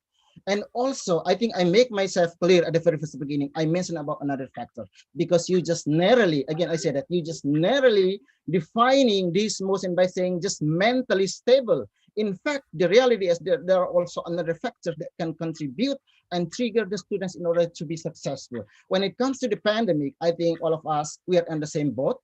So we have our own capacity in order to get rid of it by showing our power and our integrity in order to solve the problem. Thank you. Alright, thank you Kak Valentinus. Sebagai pengingat, tersisa tanggahan dari Kak Femi dan juga Kak Sherly sebagai satu kesempatan. Nah, sekarang aja kita langsung aja saksikan tanggahan dari tim pro. Pada Kak Femi, waktu dan tempat dipersilahkan. We cannot blame the government because the government is very limited. The government cannot come down one by one to every single school in the corner of every Indonesian and tell you what to do. We are teachers. If I'm called to teach, I'm called to care for my students and care for their well-being. And it is my job to see what is best to be done. I cannot wait for Pak Jokowi to come tell me, maybe you should provide counseling programs, or maybe you should teach your kids about mental health, or maybe you can teach your teachers to be counselors as well. I will share to you some of strategies my school has done. One, we have mental health programs. We share to students and teachers and parents as learners. We tell them about the importance of mental health. And we train our teachers to be counselors, good listeners, build a relationship with the student that students can be open about their problems. And then we have counselor at school for teachers and for staff. And also, we also have parents as learner where parents are also educated as the importance to support their kids mentally. We can't do it alone. We all have to work together and we can't blame the government. It is our part. It is our calling to decide. Alright, thank you Kak Femi. Nah, kita akan mendengarkan tanggahan terakhir dari tim kontra. Maka kepada Kak Serly, waktu dan tempat dipersilakan. Thank you. At the very beginning, the first speaker of the positive team failed to give us the boundaries and also the limitation of this debate. The second of all, the first speaker from the negative side of the house also successfully give you another side of these motions that we drag you into the beyond of the mental health itself, which is we talk about the successful life of those students rather than just about the learning process and also the background, also the regulation, and also the whole data that they also take down in this debate. So the second of all that we talk about this motion is to know what the better step or what the better way for the government to apply for the entire citizens in this country. So we are not only talking about our personal experience, but also the regulation that the government surely and make sure that is applied on the area of this country. Thank you. Alright, thank you for team 3 and team 5. Nah, untuk sesi dari urutan ketiga sudah berakhir di sini. Thank you Kak Sri, thank you Kak Femi, thank you Kak Valentinus, dan juga thank you Kak Serly. Nah, selanjutnya akan ada sesi keempat nih, di mana tim 2 akan melawan tim swing team. Nah, mungkin bagi para kakak atau peserta yang masih ingin bergabung, dibolehkan sekali. Nah, maka dari itu, aku Jevan izin untuk undur pamit diri. Terima kasih. Terima kasih.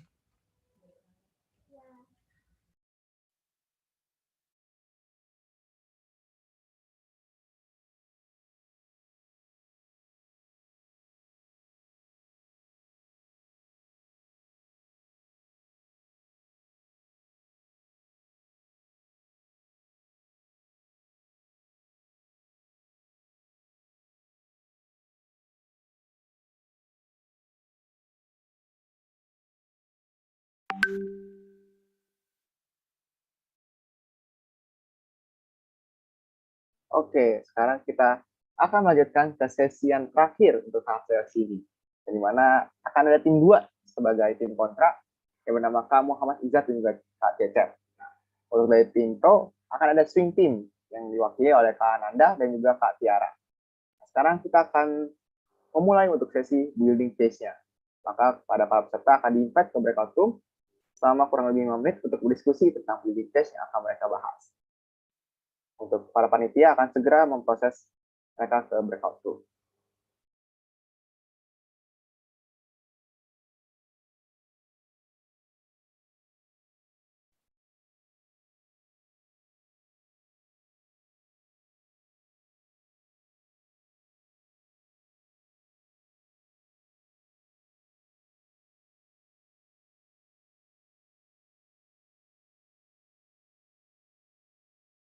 Dan berwibawa, bebanku bertambah, biarlah hari-hariku lalui, tak membuatku lemah, karena tekad untuk menggapai mimpi. Dunia ini asing, bising menegangkan, ku harus keluar dari zona nyaman, meluncur jauh, temukan jati diri, kesuksesan tak bisa diraih instan.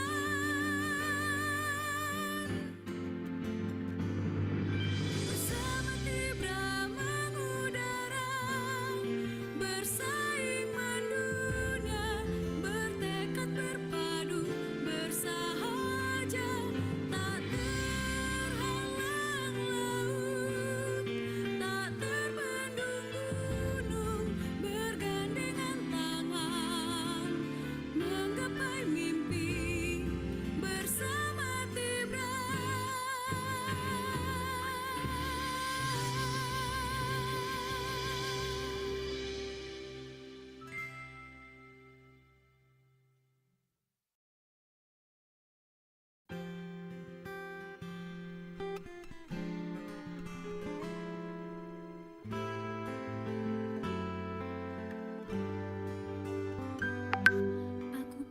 belajar Tibra, tangguh dan berwibawa, bebanku bertambah, biarlah hari-hariku lalui, tak membuatku lemah, karena tekad untuk menggapai mimpi.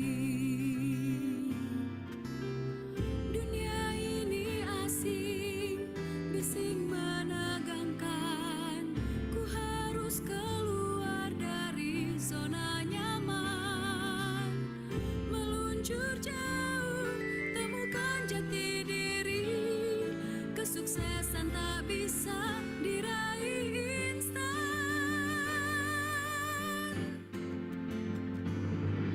Bersama Tibra mengudara, bersaing mendunia, bertekad berpadu, bersahaja, tak terhalang laut, tak terbendung gunung, bergandengan tangan, menggapai mimpi bersama Tibra.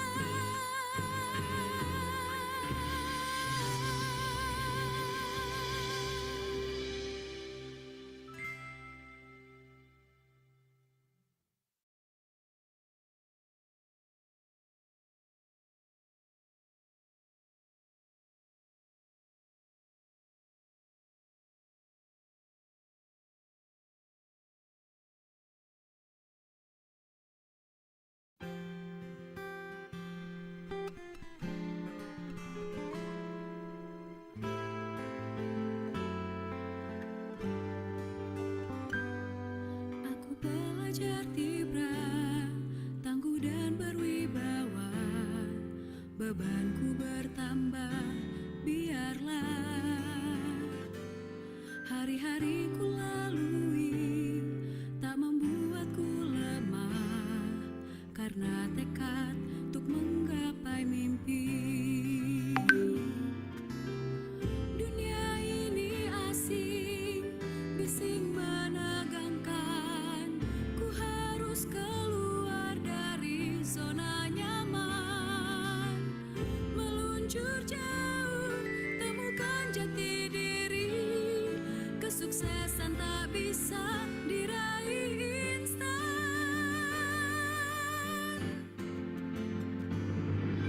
Bersama Tibra mengudara, bersaing mendunia, bertekad berpadu, bersahaja, tak terhalang laut, tak terbendung gunung, bergandengan tangan, menggapai mimpi bersama Tibra.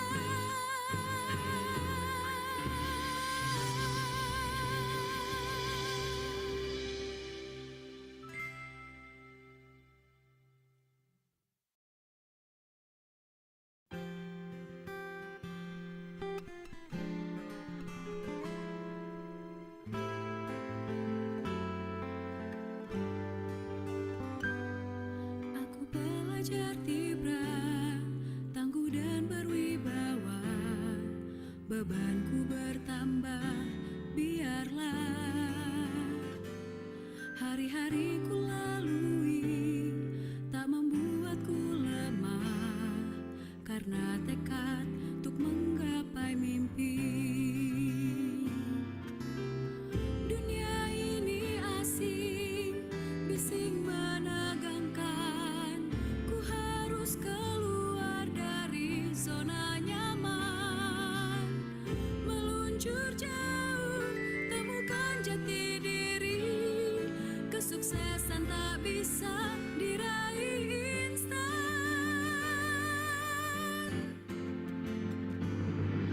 Bersama Tibra mengudara, bersaing mendunia, bertekad berpadu, bersahaja, tak terhalang laut, tak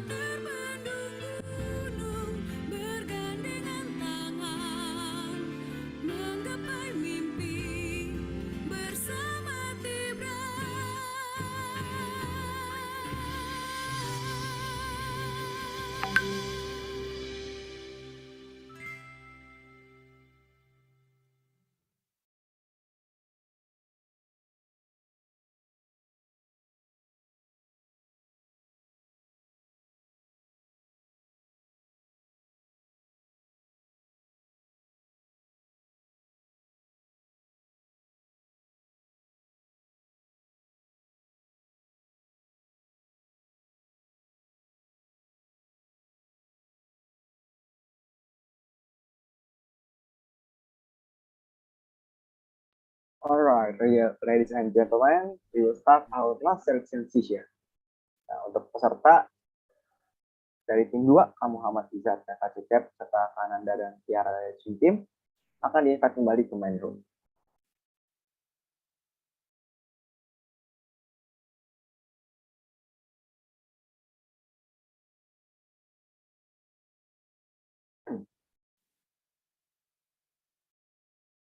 Untuk tim 2, apakah sudah standby dan juga swim team? Sudah Kak, kita sudah balik ke main room. Oke, thank you Kak for the response.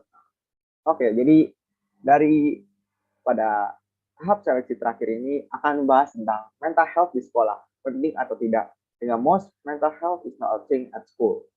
Nah, di mana di sini akan ada tim 2 sebagai tim kontra dengan peserta Kak Muhammad Izzat dan Kak Cecep Hasanuddin, pahlawan swim team yang bertugas sebagai tim pro dari Kak Ananda dan juga Kak Tiara. Tanpa berlama-lama lagi, langsung saja kita start this session. Untuk tim pro, pada Kananda, waktu dan tempat dipersilakan. Okay, thank you very much, Jevan. Alright, guys. So our topic today is mental health di sekolah, penting atau tidak?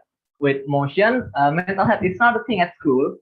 So, what I want to say first is mental health is a serious issue, but please underline this, but it's not the one of the top list that the government or the school that have to prepare or fix, because there are a lot of things that we need to fix with the current existing system, like the curricula, the learning process, the teacher skill, and etc. that need a lot of attention, that so the teachers can grow and make a good environment for the student to learn, so they can acquire or able to learn better and better with the new system as well. Thank you.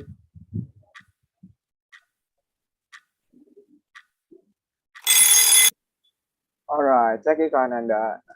Sekarang kita akan mendengarkan pendapat dari tim kontra kepada Kak Muhammad Izzat. Waktu dan tempat dipersilakan.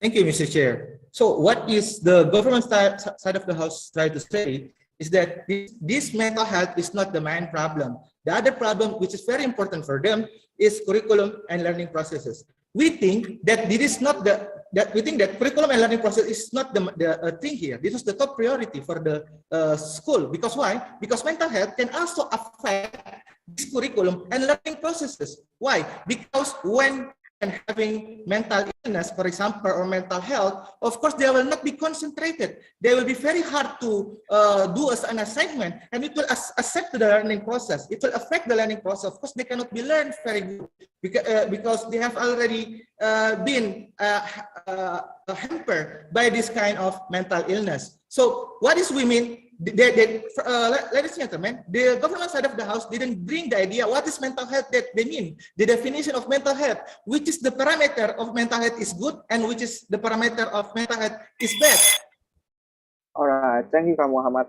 Sekarang kita akan mendengarkan sanggahan kembali dari tim pro. Maka pada Kak Tiara, waktu dan tempat dipersilakan. Well, many people think that mental health and wellness should be taught in school, especially since more students in Indonesia have been dealing with issues like depression, anxiety, sleeping disorder, and stress. However, we don't think this is necessary. To start, mental health is a personal matter. Therefore, it would be hard for teachers to help every student in their subject, whether it be math, English, science, or language. They are meant to teach students critical thinking skill, academic, and knowledge. And we don't think that will be necessary if we taught them in school. Every teacher have their majority. They can suddenly become a psychologist and teach mental health to our students. And thank you. Alright, we will stand up. Oke, thank you Kak Tiara. Nah, sekarang kita akan mendengarkan kembali sanggahan dari tim kontra pada Kak Cecep. Waktu dan tempat dipersilakan. Thank you for the time. And I do believe that the pro team is failing in dealing with this motion. In my opinion, every teacher agrees that mental health matters in school like it does anywhere else.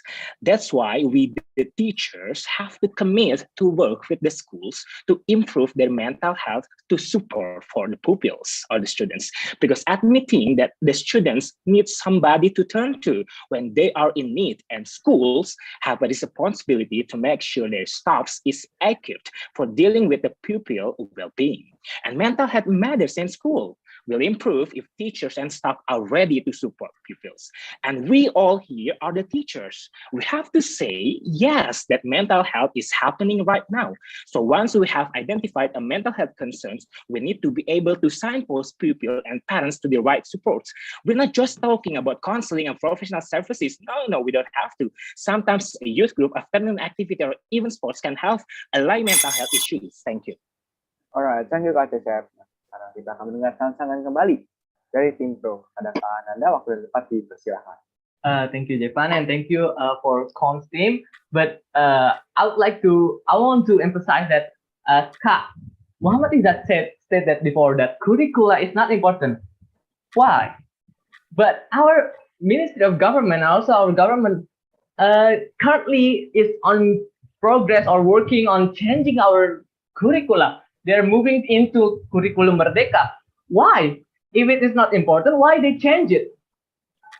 It's because of their needs to improve on the educational or knowledge side, not only on the mental issue as the under priority or their top list. I mean, that's why they changed the curricula, and for Cecep as well, the teacher and the school staff should be working together. But the question is the human resource ready for that? Thank you.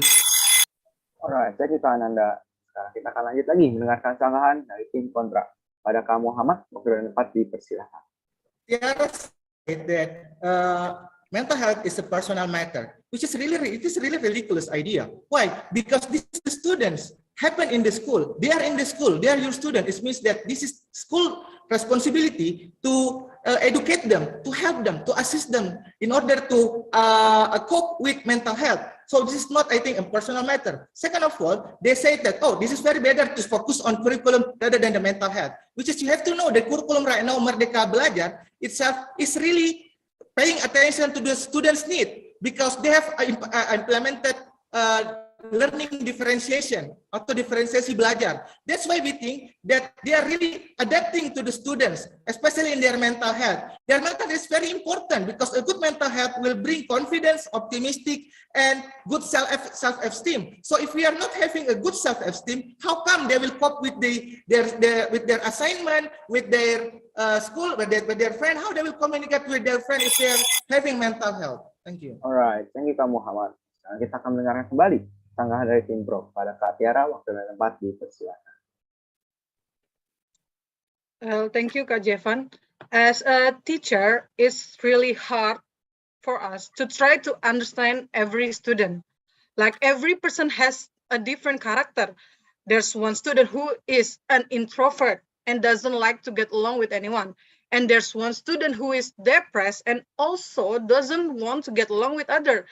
It's hard to tell the difference if they are not expert in mental health.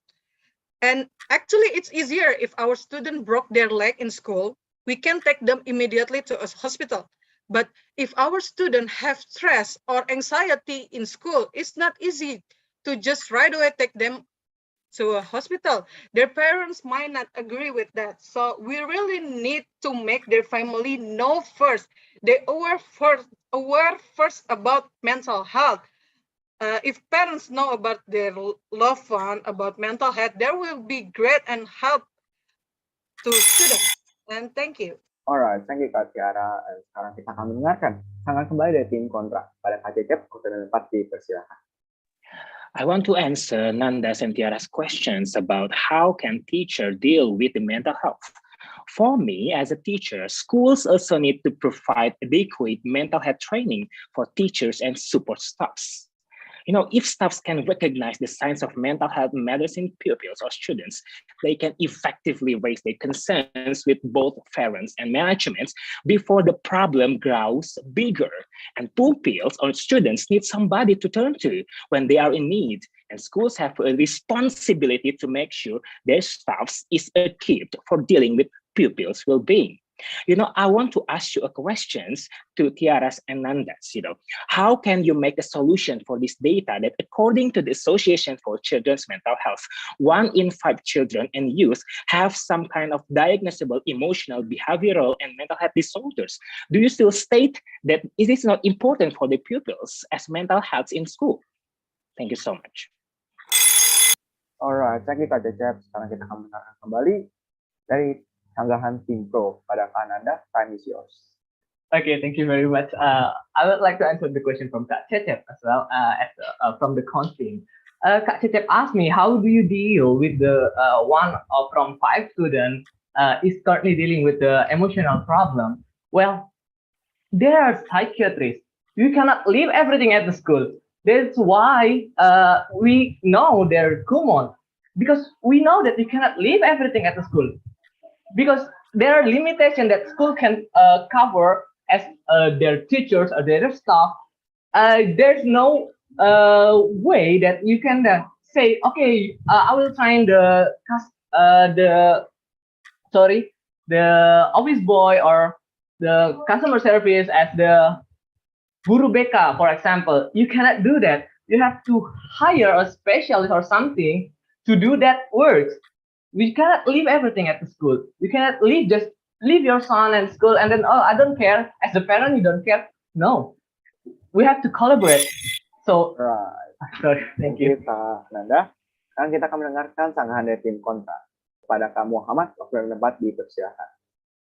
Well, the government side of the house indirectly support us. Why? Because Tiara said that this problem is not easy. That's why it is not easy, because this is very important. That is becoming a thing at school, because your curriculum and your curriculum is really useless if we didn't educate our student about mental health. So it is useless to use every curriculum that you have if the student didn't want to learn. Our job as a teachers is to educate them, to motivate them, to make them optimistic, not making them becoming stressed and confused and excessive fear happening. That is what we think as a mental health issue.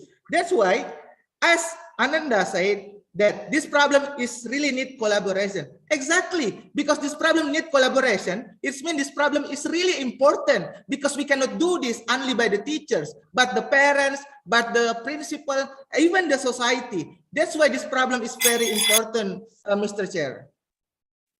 Alright, thank you Kak Muhammad. Sekarang kita akan mendengarkan kembali ulasan dari tim Pro. Maka pada Kak Tiara, time is yours. Well, thank you, Kak Jevan. Well, actually, we can change our student behavior from what they get in their home. Even if we teach our student in school about mental health, if they can't implement it at home, so it's really no use. And mostly, the problem came from their family, and they become like a bully in school or they're stressed in school. The problem is come from their family. And also, many primary students would find the subject too complicated.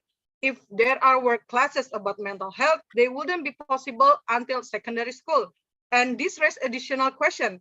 When we'll have this lesson, will this delay the learning of the other subject? Will teacher be able to give the lesson the care and sensitivity they require without making student experience these issues feel stigmatized? Alright, thank you Kak Tiara. Sekarang kita akan dengarkan kembali sanggahan dari tim kontra. Maka kepada Kak Cecep, waktu dan tempat dipersilakan. The pro team said the collaboration, then you agree that mental health is important. Here we talked about, is it important or not at school, that mental health? When you say collaborate, you say that it is important at school as well. So as we said in the beginning, we didn't teach mental health school. I never said that. We said that we find the solution for this case. We have to open our minds that it is really happening now in every single school, every single school across the world, especially in our country.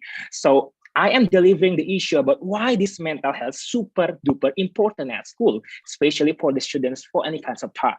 Because I do believe that mental health matters in school, because without the ability to focus on learning, students are not going to absorb the information. If not addressed, mental health symptoms can be a potential barrier in their schooling. So if it is happening, what is solution? What is the solution for the pro? You never state the solution for this case. Alright, thank you Kak Cecep. Sekarang kita akan mendengar kembali tanggapan dari tim pro beserta menjawab pertanyaannya. Sekarang kepada Kak Ananda, waktu dan tempat dipersilakan. Okay, thank you, Jevan, and thank you for Constim. The time is not clicking yet.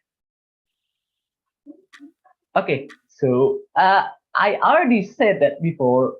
The solution for this matter is to like improve the teacher skill, or so they can make fun learning at school. So the student or the pupils is happy when they're going to school. They are demotivated, or they are lazy, or they are scared go to school because of something. It's not the problem itself on school, but there's something happen in the home and their neighborhood or on their society. Not only at school. When they're coming at school, whether is it a good mood or bad mood, it's not because of the school. Yes, it is because of the family or the society of their friends, maybe. But if the teachers can make the fun learning environment, I believe that the student will happy to go to school. Alright, thank you Kak Ananda. Sekarang kita akan mendengarkan kembali tanggapan dari tim kontra. Pada kamu Muhammad, waktu dan tempat dipersilakan. Well, both of the government side of the house try to explain that, oh, this problem doesn't come from students, but come from the outsiders. Well, no matter what coming from, no matter what is the factors, we already conclude that this mental health is very important, guys. That's why we think that no matter coming from internal, external, bullying or something like that, mental health is really important. Mental health is really important. So government side of the house, if they want to win this debate, they need to prove that why mental health is not the main problem. Why they have to explain that why curriculum is far more important rather than this mental health, ladies and gentlemen. Next, coming to my case, why this is very important for mental health? Because it will affect the other factors. For example, it will affect the student performance in the classes. They will have a bad score. It will lead to the unemployment based on the data coming from National Alliance of Mental Illness comes, which is more than 50% people or students, which is bad in the grade, will very hard to get a job because they are really hard in their mental job, their mental illness. I mean, Alright, thank you Kak Muhammad. Sekarang kita akan mendengarkan kembali tanggapan dari tim pro. Pada Kak Tiara, time is yours. All right, thank you, Kak Jevan. Well, do you know that from Indonesian Child Protection Commission or KPAI, like one of the main reason of student dropping out of school or have a bad grade is actually come from their family, not from their school. Like they're married, they're working, they can pay their bills. So I think the first person or the first community that have to aware about mental health is not school, it's their family. So if their family aware of that, they can go to the psychologist. And for me, I think psychologists are the only one who can provide students with correct mental health knowledge. To become a school psychologist, you often need a master's degree, and this can take a lot of time and money. And I don't think every student, every teacher, I mean, can do that. Alright, jadi Kak Tiara, sekarang kita akan mendengarkan tanggapan dari tim kontra. Pada Kak Cecep, time is yours. How can you, Mr. Nanda, prove that the problems are coming from home? And Ms. Tiara, can you show us the examples, the data that you have shown? You know, even if the problem is coming from home, you know, they are studying at school. So it will bother their study at school. So how can you make the solution even if the problem is coming from the school, coming from the home? You know, I say it again that the pro didn't say the real motion what we are talking about. If you believe that mental health is not a thing at school, you are to injure a lot of students across the world. So you cannot be called a teacher. Because the fact that, based on my research from UNICEF, the COVID-19 pandemic has raised concerns about the mental health of a generation of children. How can you deal with the mental health problems if you are still talking about the problems coming from home? What about their studying at school? Can you deal with this? Thank you. Alright, thank you Kak Cecep. Sekarang kita akan mendengarkan sanggahan dari tim Pro. Kepada Kak Ananda, waktu dan tempat dipersilakan. Okay, thank you, Jevan, and thank you, Kak Cecep. As a teacher, I was a teacher, an elementary school teacher. And I believe if the students like you, like the way you taught them, the way how your learning process is very interesting for them, they will excited to go to school. That's why the solution is the teachers, not giving up everything at the school. School has to think about or thought about mental health. I don't care how we do it. No, it's not. We can give training to the teachers, but not about mental health. It's to help them how to create fun learning method or how create fun learning process so the student or the pupils get excited when they go to school. They're not afraid going to school. Some of students probably afraid of school because this teacher is a killer teacher, so I don't want to be involved with them or something like that. Thank you. Alright, thank you Kak Ananda. Sekarang kita akan mendengarkan sanggahan kembali dari tim kontra. Pada Kak Muhammad, waktu dan tempat dipersilakan. Okay, Tiara said that it is very hard to address these problems because it takes a master degree to take this psychology degree, for example. Well, I think this is really nonsense, guys. Why? Because the status quo has already prepared this. Why? By the program of Guru BK, for example, we have already have it in the status quo. The problem is, will we acknowledge this as the thing or not?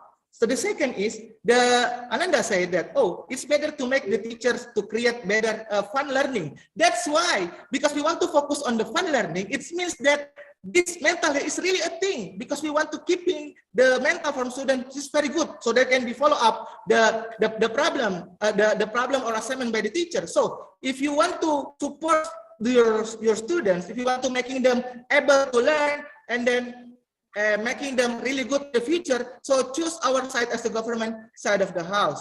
That's why we think this debate is better comes up from the opposition side of the house. Thank you. Alright, thank you Kak Muhammad.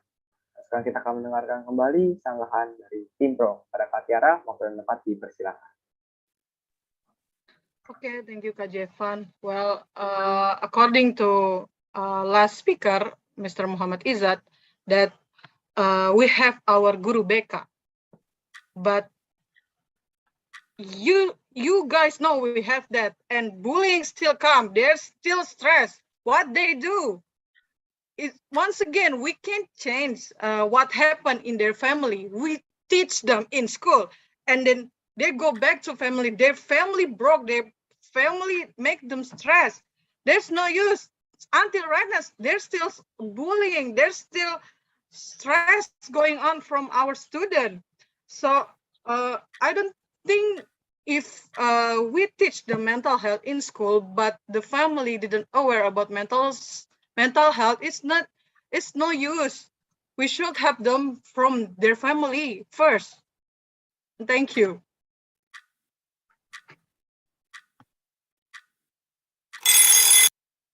All right, thank you Kak Tiara. And this is the last chance from Kontra team.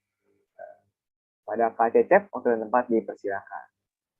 Again, we are not talking about how can the teachers be fun, excited in the classroom.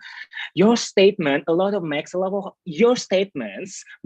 of holes, and the pro teams never say any statement or reasons why mental health is not important.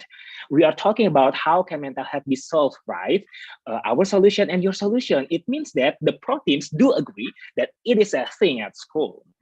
So therefore, in my life statement, in my belief, believe that it calls for commitment. Mental health calls for commitment, communication, and action as part of a comprehensive approach to promote good mental health for every children, for every students, protect vulnerable children, and care for children facing the greatest challenges.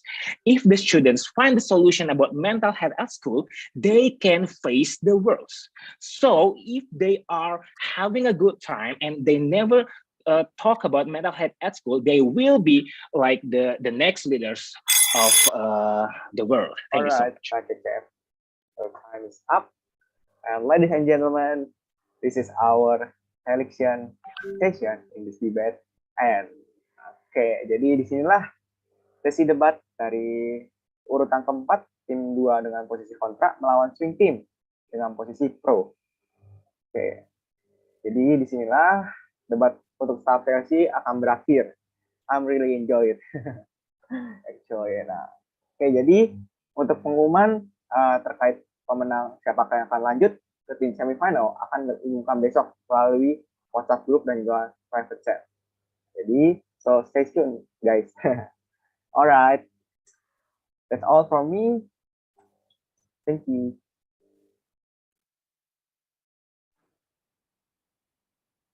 Thank you, everyone. You did great. And thank you for KKMC. Thank you, See you next time. everyone. Thank you, everyone. See you. Good day. Thank you, everyone. Thank you very much. Bye. Have a good day. See you Bye-bye. again. Thank you. Thank you. Have a great It's weekend. very exciting. Thank you. Thank you. Thank Goodbye, you so everyone. much, everyone. Goodbye. Thank you, everyone. It's very fun. Thank you. Bye, You learn a everyone. lot from you guys. Thank you. I'm just kidding. It's Thank you, Q. it's good. It's good. Thank you. Thank you. We're waiting for the next one, the next competition. I'm signing up now. Yeah, hopefully it's gonna be 6 participants. Yes, we will make it more bigger and more concept matang dalam segala konsep dan juga lebih ready ya. And we do need a lot of feedback from you guys. Thank you so much. Thank you so much. Mudah-mudahan banyak yang masuk ya. Thank you, Kak. Thank you. Yes, thank you, Kak. Thank you, everyone. Thank you, everyone. Thank you and see you. See you. Thank you, Kak Antonius. Thank you. Thank you, Kak.